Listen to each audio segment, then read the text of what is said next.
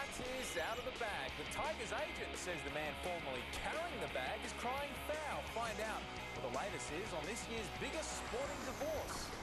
The Wallabies have hopped from one enemy territory to another hostile land as they try to erase the memories of the weekend's bashing by the All Blacks. Next up, the Springboks. There's been so many amazing plays, highlights, knockouts, etc. over the last few days that we thought we'd give you a top 10 early this week. Consider it a gift from them to us to you. SportsCenter begins now.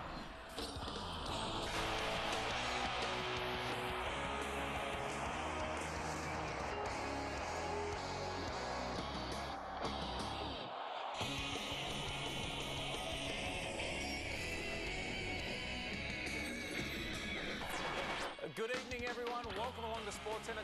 Neave alongside Jimmy Swanwick. And, well, the latest in the breakup. It's the sporting equivalent of the divorce between Jennifer Aniston and Brad Pitt.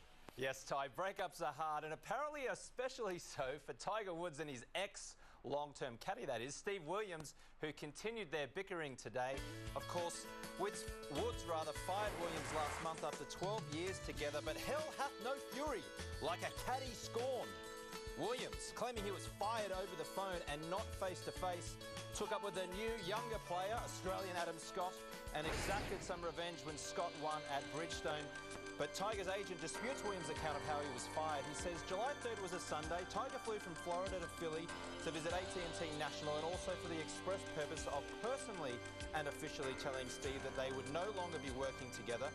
Tiger felt strongly about meeting face-to-face. Any assertions to the contrary are simply false. Here's a sample of opinion on the breakup from around the golfing world. You have to remember the caddy is the employee. And the old adage, which I don't like anymore because they are more than they used to be caddies, show up, keep up, and shut up.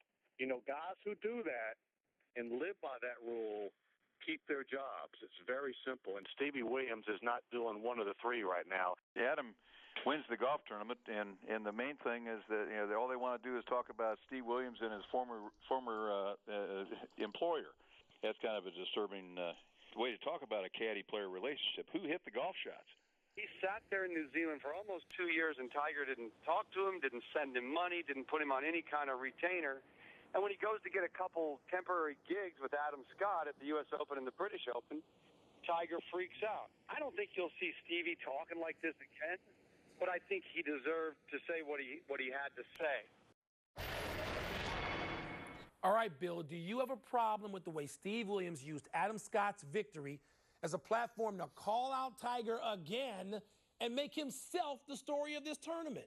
Yeah, I didn't agree with that. I'd be mad if I was Adam Scott. But more importantly, Steve Williams made something like $9.5 million off Tiger Woods. I just don't think he should be complaining. If anything, Tiger should be complaining because when his life was falling apart, Steve Williams had to come in with his little opinion about he was disappointed in Tiger. If anything, he should have fired him right there. It's hard for me to believe that Steve Williams has become like the quote-unquote victim in this whole thing. I don't see it. I'm with you entirely. I'm going to go a step further than that.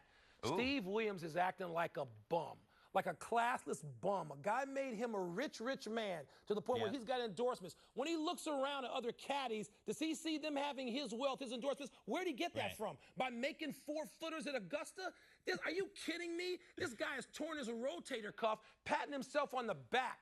I've never seen self-absorption out of a guy. I talked to a couple of caddies this week, and they were outraged at the way Steve Williams is acting. Somebody, so I'll do it, needs to say to Steve Williams, shut up, get off the stage, carry Adam Scott's bag, and realize who you are, dude.